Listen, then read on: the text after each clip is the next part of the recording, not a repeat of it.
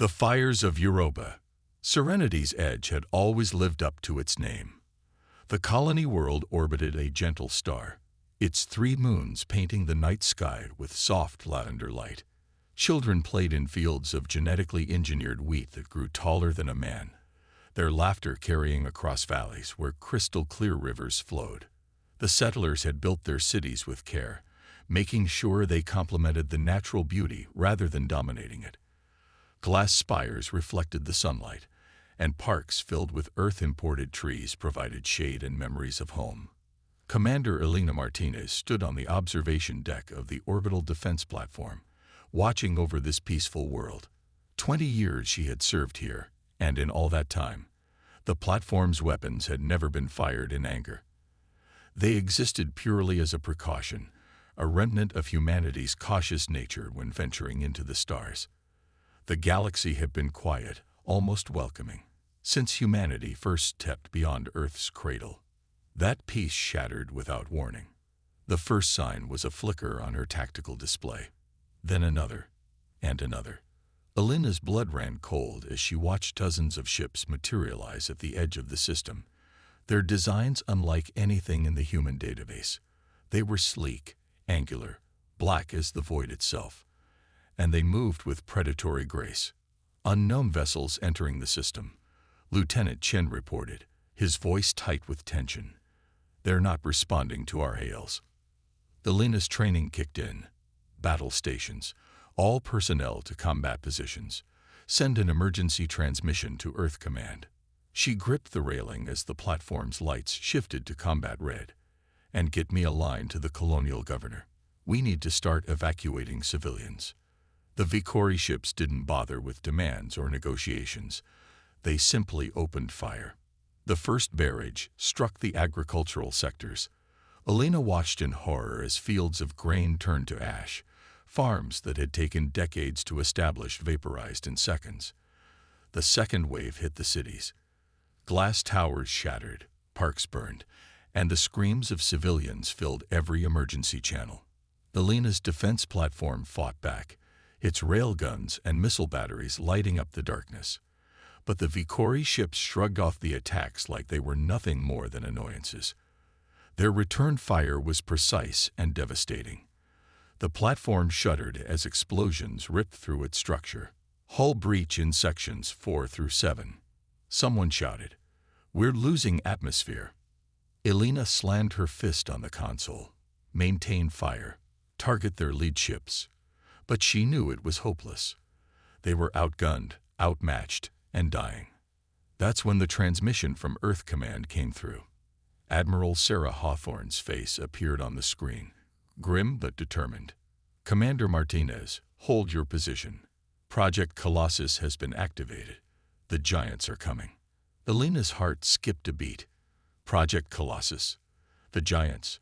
She had heard whispers, rumors of a Black Ops program that created super soldiers of incredible size and strength. But she had always dismissed them as military ghost stories, tales told to boost morale or intimidate enemies. "Admiral, we need immediate assistance. The colony is—" "I know," Hawthorne cut her off. "They're hitting all our outer worlds simultaneously. But help is coming. Just hold on." The next hour was hell. Elena watched helplessly as Serenity's edge burned. The defense platform was down to minimal power, most of its weapons destroyed. Her crew was battered, bleeding, but still fighting. The Vicori ships had begun landing troops, insectoid warriors in chitinous armor that cut through the colonial defense forces like they weren't even there. Then the space around the planet rippled. Elena thought her eyes were playing tricks on her at first.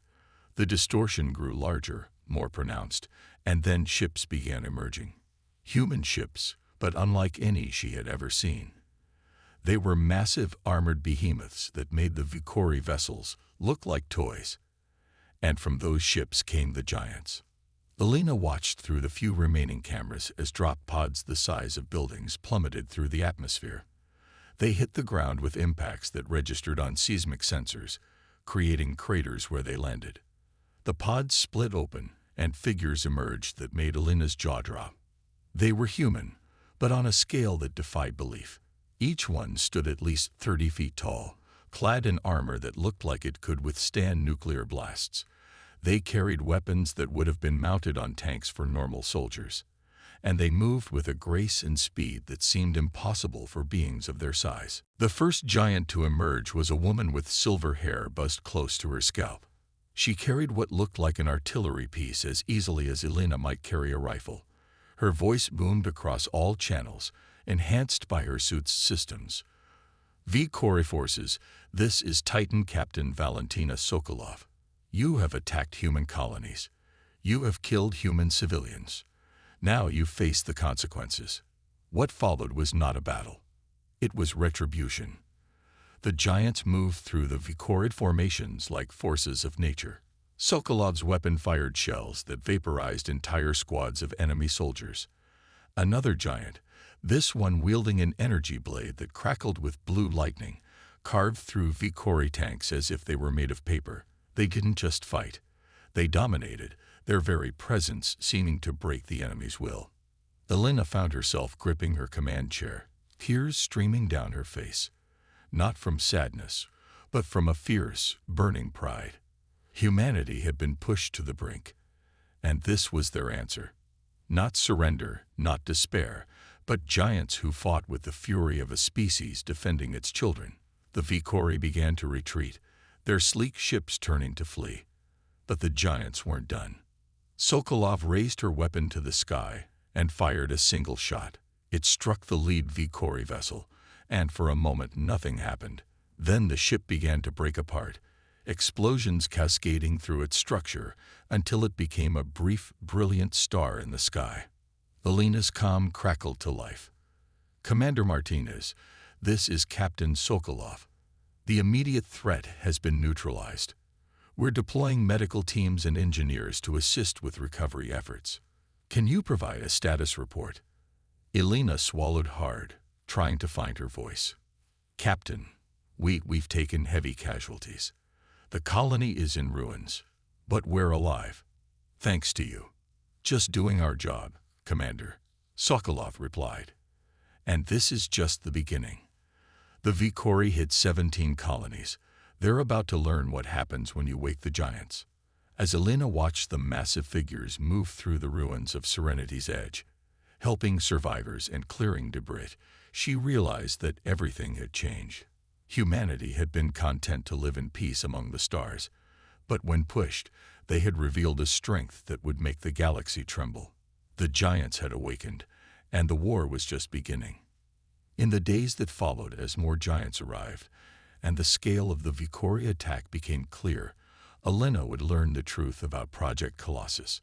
It had been humanity's insurance policy, a program that had been running in secret for decades. The giants weren't just super soldiers.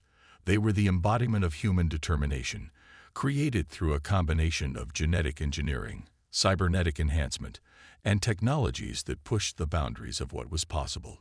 Each giant was unique, their abilities tailored to specific combat roles. Some specialized in direct assault, others in defense or support, but all shared one common trait: an unwavering dedication to protecting humanity and its colonies. The V-Corps had fought humans were weak, scattered across distant worlds, ripe for conquest. They had made a fatal miscalculation. They had awakened not just giants of flesh and metal, but the giant that was humanity itself, a species that would not go quietly into the night, that would fight with every fiber of its being to protect what it had built among the stars. As Elena watched Sokolov coordinate the relief efforts, she felt something she hadn't felt since the attack began: hope. The giants were here, and humanity would not just survive this war. They would win it. The Titans awakened. 3 weeks after the initial attack, the war had spread across a dozen star systems. The V-Corps, realizing their mistake, had committed their full military might to the conflict. But humanity's response was unlike anything the galaxy had ever witnessed. Commander Elena Martinez now served aboard the Prometheus, flagship of the newly formed Titan fleet. She had been promoted to tactical advisor, her experience during the first attack proving invaluable. The ship itself was a marvel, a mobile fortress designed specifically to deploy and support the giants. Today, they were heading to New Haven Station, a crucial supply hub under siege by Vicori forces. The station held not just military supplies, but thousands of civilian refugees who had fled from other attacked colonies. Approaching New Haven space, the navigator announced. Elena studied the tactical display, noting the Vicori fleet arrayed around the station, like wolves circling wounded prey. The door to the bridge slid open, and the temperature seemed to drop. Titan Commander Alexei Volkov entered, ducking slightly despite the oversized doorway. Even among giants, Volkov was legendary. Standing 35 feet tall, his armor bore the scars of countless battles, and his eyes held a weight that spoke of terrible losses and harder choices. "Status report," he rumbled, his voice resonating through the bridge. Elena stepped forward. 17 Vicori warships surrounding the station, Commander. They've been bombarding the shields for hours. New Haven's defenses are at 30% and falling. Volkov nodded slowly. And the civilians? Packed into the intersections. If the shields fail, Elena didn't need to finish the sentence. They won't fail, Volkov stated with absolute certainty. He activated the fleet-wide comm. All Titans, prepare for deployment. Remember, we fight not just for victory, but for every life on that station. Show them why humanity refuses to kneel. The Prometheus and its escort ships dropped out of hyperspace directly into the battle zone.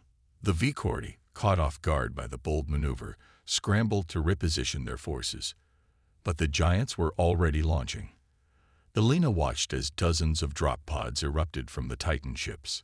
Each one was a small spacecraft in its own right, equipped with shields and weapons to ensure the giants reached their targets. Volkov himself led the assault, his pods screaming toward the largest Vicori battleship. The giants didn't wait to land conventionally. As their pods neared the enemy ships, they burst open, and the giants leaked into space. Their armor, designed for vacuum combat, propelled them toward their targets with controlled bursts. Volkov slammed into the Vicori flagship like a meteor, his impact actually denting the ship's hull. What followed was a battle that would be studied in military academies for generations. The giants moved through space with impossible grace, their magnetic boots allowing them to walk on ship hulls as easily as solid ground. They tore into the Vicori vessels with specialized tools, plasma cutters that could slice through battleship armor, gravity hammers that created localized singularities, and weapons that defied conventional physics. Elena coordinated from the bridge, directing support fire and managing logistics. She watched in awe as a giant named Marcus used his bare hands to rip open a Vicori fighter bay, exposing it to vacuum. Another, a woman called Storm, generated an electromagnetic pulse, so powerful it disabled 3 enemy cruisers simultaneously. But the Vicori weren't helpless. They had brought their own elite forces, warriors in powered armor that, while not matching the giants in size, possessed advanced weaponry and ruthless efficiency. The battle became a brutal close-quarters struggle, fought across the hulls of ships and in the debris-filled space around New Haven. Elena's heart nearly stopped when she saw Volkov take a direct hit from a Vicori particle cannon. The blast would have vaporized a normal human, would have crippled most ships. But Volkov's armor held, and he responded by grabbing the cannon and using it as a club to smash through the enemy ship's bridge. The tide was turning, but at a cost. Giant Rodrigo, barely out of training, was caught in a crossfire while protecting a civilian transport that had tried to flee. His last act was to position himself between the transport and the incoming fire, his massive form absorbing hits that would have destroyed the smaller ship. Elena watched him die, his armor going dark as he drifted into the void. Volkov's roar of rage echoed across all channels. He abandoned his methodical destruction of the flagship and instead punched straight through its reactor core. The resulting explosion lit up space like a second sun, and the remaining Vicori forces began to waver. That's when the Vicori revealed their trap. Hidden among the debris of the battle, specialized hunter-killer drones activated. These machines were designed specifically to counter the giants, equipped with molecular disruptors that could potentially breach even their advanced armor. "Commander, we're detecting new contacts." Elena shouted into her comm. "Some kind of anti-Titan weapons." Volkov's response was immediate. "All giants, defensive formation around New Haven. Protect the station at all costs." What happened next would enter legend. The giants, rather than retreating or seeking cover, formed a living shield around the station. They positioned themselves to intercept the drones, using their own bodies to protect the civilians within. Elena coordinated desperate point defense fire from the Prometheus, but there were too many drones. She watched in horror as they swarmed toward the giants, their weapons charging for killing shots. As the battle wound down, Elena finally allowed herself to breathe. New Haven was safe, though barely. The station's shields were down to 7%, and casualties were high. But they had held. Volkov returned to the Prometheus, his armor scarred and blackened but intact. He found Elena on the observation deck, watching as rescue operations began. "You did well today," he said, his massive form somehow fitting into the space beside her. Elena shook her head. "I just pushed buttons and gave orders. You and the other giants. What you did out there." "We did what we were created to do," Volkov replied. "But creation is just the beginning. It's the choices we make that define us." He gestured toward New Haven, where giants were now carefully extracting survivors from damaged sections. "Every civilian we save, every world we protect, that's what gives our existence meaning." Elena looked up at him, struck by the wisdom in his words. The giants weren't just weapons. They were people, with hopes and fears and dreams just like anyone else. They simply carried the weight of humanity's survival on their massive shoulders. "The Vikori won't stop," she said. "They'll adapt, create new weapons." Volkov nodded. "And we'll adapt too. That's what humans do. We evolve, we overcome, we survive." He placed a hand on her shoulder, the gesture surprisingly gentle despite his size. "This war isn't about strength alone. It's about will. And in that, humanity has never been found lacking." As reports came in from other battle zones, it became clear that the giants were turning the tide across all fronts. But the cost was high. Each victory was paid for in blood and sacrifice, and the Vikori were learning, becoming more dangerous with each encounter. The war was far from over, but humanity had proven something crucial. When pushed to the brink, when faced with extinction, they would not break. They would rise, they would fight, and they would show the galaxy the true meaning of human determination. The giants were awake, and they would not rest until every human colony was safe, until every child could once again play under peaceful skies without fear of death raining from above. When giants stand united. The war reached its crescendo 6 months after the first attack on Serenity's edge. The Vikori, desperate and cornered, had consolidated their remaining forces around their invasion flagship, the Void Hammer, a vessel so massive it generated its own gravitational field. Intelligence suggested they were preparing a doomsday weapon, something that could crack planets like eggs. Commander Elena Martinez stood in the war room of the Prometheus, surrounded by holographic displays showing fleet positions, battle damage assessments, and casualty reports. The faces around her were grim but determined. Admiral Hawthorne attended via quantum link from Earth, while the giant commanders were present in person, their massive forms making the spacious room feel cramped. The Void Hammer is protected by their most advanced shields, Titan Commander Volkov explained, manipulating the holographic display with surprising delicacy. "Conventional weapons won't penetrate. We need to get inside." "A boarding action?" Elena asked. "Against their primary command ship." Captain Sokolov nodded. 40 giants, the best we have. We'll punch through their fighter screen, breach the hull, and destroy it from within." "It's suicide," Admiral Hawthorne stated flatly. "It's necessary," Volkov countered. "If that weapon activates, billions die." Elena studied the tactical display, her mind racing. What about the quantum disruptors they've been developing? Our intelligence suggests they created weapons specifically designed to destabilize the giant's enhanced physiology. We're aware, Volkov said. That's why this will be an all-volunteer mission. Every giant in the room stepped forward simultaneously. The final battle began with a feint. The human fleet engaged the Vicori defensive perimeter, drawing their attention while the giants prepared for their assault.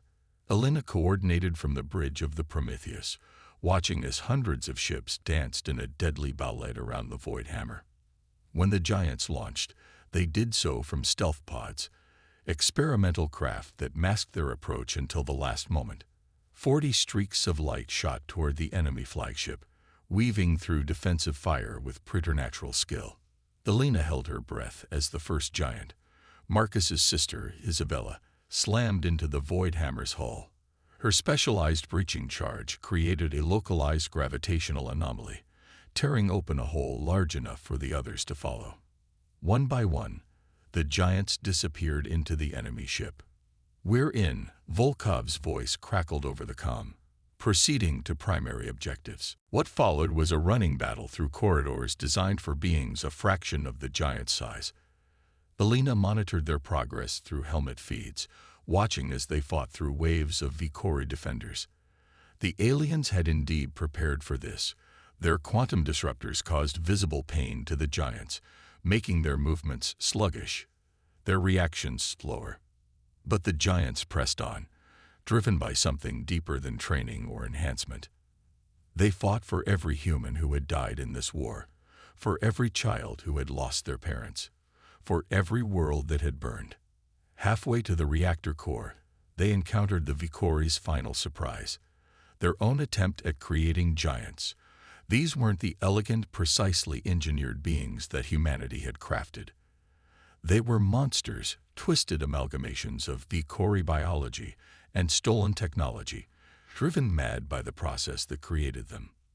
The battle between giants shook the entire ship. Volkov faced off against the largest Vicori giant, a creature that matched him in size but exceeded him in raw savagery. Their clash ruptured bulkheads and vented entire sections to space. Elena watched in horror as giants fell. Chen, still recovering from her heroic act at New Haven, was overwhelmed by 3 Vicori giants. Rodriguez sacrificed himself to destroy a quantum disruptor array, ensuring his comrades could continue. Each loss was a knife in Elena's heart, but the mission continued. Finally, Volkov and the surviving giants reached the reactor core. But the Vicori had one last card to play. The ship's AI announced that the doomsday weapon was charging, and nothing could stop it, except destroying the ship entirely, which would require someone to manually overload the reactor. "I'll do it," Volkov said immediately. "Commander, no," Sokolov protested. "We need you to. You need to get the others out," Volkov interrupted.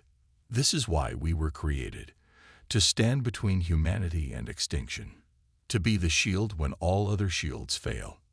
Elena found herself speaking before she realized it. "Alexei, please, there has to be another way." "Elena," he said, and the use of her first name made her throat tighten. "You showed me what we're fighting for. Not just survival, but the right to live in peace, to grow, to dream. That's worth any price." The remaining giants began their retreat, carrying their wounded, fighting through Vicori forces desperate to stop them. Volkov stayed behind, manually forcing the reactor toward critical mass while battling the ship's automated defenses. 10 seconds to minimum safe distance, the Prometheus's AI announced. Elena watched Volkov's helmet feed, saw him standing amid the chaos of the overloading reactor, energy arcing around his massive form. He was looking at something in his hand, a small hologram of Earth, blue and beautiful. "For humanity," he said softly. The Void Hammer died in a burst of light that outshone its namesake. The explosion was so powerful it created a temporary new star in the system, visible from planets light years away. The Vicori fleet, already demoralized, broke completely. Within hours, they were requesting terms of surrender. The war was over. In the aftermath, as humanity began to rebuild, the surviving giants became more than soldiers. They helped reconstruct shattered colonies. Their great strength turned to creation rather than destruction. Children who had once fled in terror now played around their feet, looking up at them with awe rather than fear. Elena found herself promoted to admiral, tasked with overseeing the integration of giant technology into standard military doctrine. But she never forgot the lessons learned during those terrible months. That strength alone wasn't enough, that it was the willingness to sacrifice for others that truly defined humanity. A year after the war's end, she stood at the dedication of the Volkov Memorial on New Terra. The statue was actual size, 35 feet of bronze and steel, showing him not in a combat pose, but kneeling to help a child. The inscription read, "For those who stand tallest when others cannot stand at all." Sokolov spoke at the ceremony, her voice carrying across the assembled crowd. "We were created as weapons, but we chose to be protectors. We were made to be giants, but we learned to be human. And in the end, it wasn't our size or our strength that won this war. It was our heart." The Vikori, thoroughly defeated, were eventually integrated into a new galactic community with humanity as its reluctant guardian. The giants remained, some returning to Earth, others choosing to stay on the colonies they had fought to protect. They became teachers, builders, explorers, living proof that humanity's greatest strength lay not in its ability to destroy, but in its capacity to protect, to sacrifice, and to inspire. Elena often visited the memorial, especially on quiet evenings when the twin suns of New Terra painted the sky in golds and purples. She would stand before Volkov's statue and remember his words about choices defining existence. The giants had been created for war, but they had chosen to be so much more. As she watched new generations of humans and even Vikori children playing together in the memorial's shadow, she knew that this was the true victory. Not the defeat of an enemy, but the transformation of that enemy into a friend. Not the demonstration of power, but the proof that power used righteously could change the galaxy. The giants still stood watch, their massive forms visible on the horizons of a dozen worlds. But now they watched not for threats, but for opportunities, chances to build, to grow, to reach ever further into the stars. They had shown the galaxy humanity's strength, but more importantly, they had shown its soul. And in the vast expanse of space, among stars that had witnessed countless wars and countless endings, word spread of the species that had created giants not to conquer, but to protect. Of the people who, when faced with extinction, had responded not with despair, but with determination. Of humanity who had looked into the abyss and made it blink first. The giants had entered the war, and in doing so, they had ended it. But their greatest achievement was not in the battles they won, but in the peace they secured, a peace built on strength, maintained by vigilance, and defined by the understanding that true power lies not in the ability to destroy, but in the choice to protect. As Elena turned to leave the memorial, she saw a group of young cadets, humans, Vikori, and members of other species who had joined the new alliance. They stood straight and proud, the next generation of protectors. Among them walked a giant, one of the newer generations, smaller than Volkov had been, but no less dedicated. The future stretched out before them, vast and full of possibility. The giants had shown the way, and now it was up to all of them to follow that path, toward the stars, toward understanding, toward a galaxy where differences were celebrated rather than feared. The war was over, but the story of humanity's giants had only begun. They stood not as conquerors, but as guardians, not as weapons, but as symbols of what any species could achieve when they chose to rise above their fears and reach for something greater. In the end, the giants hadn't just won a war. They had won a future.